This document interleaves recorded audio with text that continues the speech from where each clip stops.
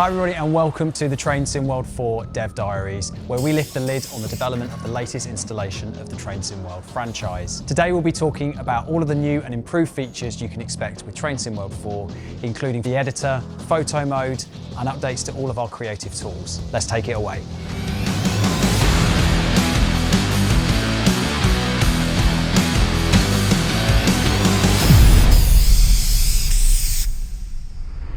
In Train Sim World 4, what we want is for players to feel more free to enjoy their collection. You want to have more creativity, both in terms of making content, the traditional creativity, but also in terms of making it up as you go along and not always having to follow the instructions. So in Train Sim World 4, we've upgraded a load of the creators tools that are available to you. We've really tried to give as much control and customization to the player, as well as the creation tools working with each other. Scenario Planner comes with a range of new functionality. One of the biggest ones is the ability to be able to chain paths together. So that means where in TSW3 you could run a train from A to B, in Train Sim World 4 you can run it from A to B to C to D, back to A again. We have portals, which means you can send AI off the map effectively, meaning that you can create busier atmospheres. We have custom start times, scenario descriptions. We've also added the ability for you to be able to select your weather, so that's custom or dynamic, as well as the time of year that you're running your scenario in.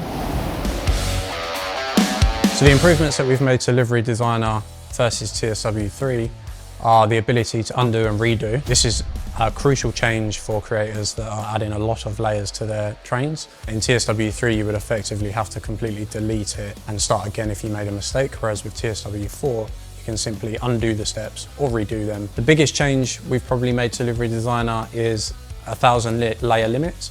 That's 3 times, or more than 3 times, the layer limit that was available in TSW3, so people can get even more creative with the liveries that they're producing. We've also added the ability for custom text to be placed on the side of trains. In TSW3, people effectively used to have to do that with shapes and make the font. This year, you can simply type out your font and it will place on the side of your train. So photo mode gives control back to the player really. So imagine you're driving down a route and you've just come across this amazing shot that you want to capture. In TSW3 you had to do it in that moment, otherwise it was gone. With photo mode you're able to pause the game immediately there and then fly the camera around still to line up your perfect shot. So you capture the moment and then you can line it up. Photo mode offers the ability to apply some filters, so you can change things like saturation, brightness, contrast, exposure. Really allows you to define the picture that you want in the best way possible. Once you've captured your pictures via photo mode, you're able to then view those in the photo gallery. You can view those in full screen, or even further still, upload those to Dovetail Live. What's great is that this system is an enhancement on what previously was known as railfan shots. So that means that any pictures you may have previously captured are also viewable via the photo gallery. When it comes to the creation tools in Train Sim World 4, we've really listened to our player base and tried to implement as much of the functionality as possible. So the UI refers to the user interface in the game, and this refers to anything that's 2D that the player interacts with. So this could be from the main menu to the pause menu to any kind of markers or widgets in-game that the player can see. We've kept the changes minimal, to be fair, because the original UI from TSW3 has worked really well. So we didn't really want to tamper with something that was already really well made. So instead what we did was just tweak on a few things that needed improvements. One improvement we decided to make were to improve the colour selection of the menu buttons. So it makes it easier for the player to understand what option they have selected. We've also made a few aesthetic changes. So we've updated the menu images along with the colour scheme of the menu. We've also updated the UI used in Creators Club, the online sharing hub. This is the platform where players get to share their creations with each other and share each other's mods that they've made in their spare time. We've really tried to make the UI in Creators Club look a bit more exciting and vibrant, allows people to really want to get in and explore what other people have made. We've made it more kind of look a bit like a gallery, more like a showcase of other people's works. One thing I really enjoy about working on the UI team is that we're a team that gets to communicate with every other team, because UI is something that feeds into every other aspect of the game's development. For example, we need to speak to gameplay about what kind of scenarios and timetable scenarios get plugged in and whether the scoring system is working properly. We are the people who plug in the text, and so the text that gets translated needs to go through we're kind of like the central nervous system of the of the game. The Train Sim World 4 editor is a full set of dev tools for making train sim. It's exactly the set of tools that we use here at Dovetail to make all the bits of content that ship with the game. That means building routes, building trains, building scenarios, building timetables even. All of that stuff is now possible and it's in the hands of the public. The general theme of Train Sim World 4 is about unlocking the player creativity. It's about giving you more things to do, and it seemed obvious to roll the editor into that if at all possible. And so everything is aligned and we've been able to get that out there. So there's now something in Train Sim World 4, whether or not you are just wanting to do whatever you want in free roam, right through to doing absolutely anything you like within the editor and then sharing that with other players. We know that there's a lot of people out there who have been practicing with UE4 for a number of years in the hopes that this product would come out and that we'd be able to make it available to them. Now those people can really realise their dreams, realise their ambitions for what Train Sim World 4's content should be, basically.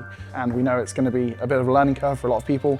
So our hopes are that through the learning initiatives that we're going to put out and make available, people will be able to get the hang of it and start producing great content. And we'll publish video tutorials on YouTube, run live streams demonstrating simple actions in the editor as community events. There will be written documentation of certain features. There will be sample content made available. Where possible, we'll make available the developer documentation we use internally that explains how to build trains, lay track, make signals. This unlocks complete potential for anyone to do anything they want and fulfill those dreams of creating amazing content. Another really exciting feature we've been working on with Train Sim World 4 is haptics.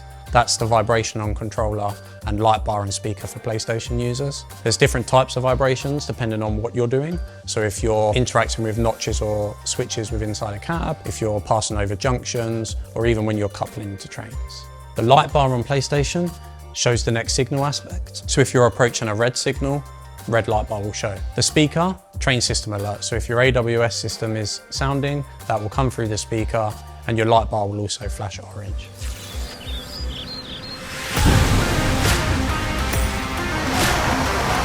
When it's raining, currently it's one of the biggest detractors to the view because it can be quite blocky in the way that the rain works. So we really wanted to step that up to a next level, and the team have made it run much more high resolution, so you won't see any of that blockiness anymore. You'll see what looks like high quality rain appearing on the windscreen and then running down the windscreen and reacting to the forces on the train and so forth. So a much more pleasant view in the rain. It's probably one of my favourite ways to drive now. So a new feature called volumetric fog that creates density in the air. So you'll now see the light cones coming out from the lights. You'll see lights emitting more clearly from the trains. In addition to that visual effect, greater density in the atmosphere means that effects such as crepuscular rays, or God rays as they're more commonly known, you'll now see those more clearly as well when the light shines through trees and so forth. Shadows combined with volumetric fog make the environment look so much more immersive. It applies even to relatively clear days because it's never perfectly clear in reality. On a foggy day,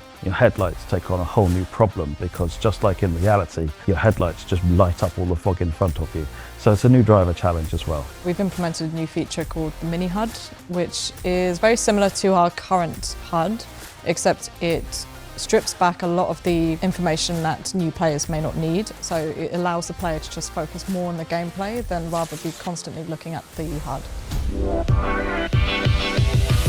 Working on Train Sim World 4 and the new feature set has been really challenging but also very exciting. I feel very fortunate being working with the team that I've got because whilst it's definitely not an easy game to be working on, it's a game that has a lot of heart. It's been different to any of the ones we've developed previously because there's been a massive focus on the feature set as being improved, as well as coming up with some interesting different content in the styles we've not done previously. So the team have actually been quite energized and engaged in what they can bring new to the experience. It's kind of, for the first time in a while, the game feels like it's stepped forward quite considerably. With the number of creation tool updates we've done and giving the control back to the player, I'm so excited to see what's going to come through the doors, what people are able to do with that. 3 words I would use to describe Train Sim World 4 are... I think... thrilling, immersive and customizable. Hang on, I think. Really good time. Majestic, magnificent machines. Loads of exciting new features there, which we can't wait for you to try out when Train Sim World 4 launches on September the 26th, 2023. It's available to pre-order now on all platforms in Standard Edition, Deluxe Edition and Special Edition. We'll see you next week. We'll be talking about new experiences. See you then.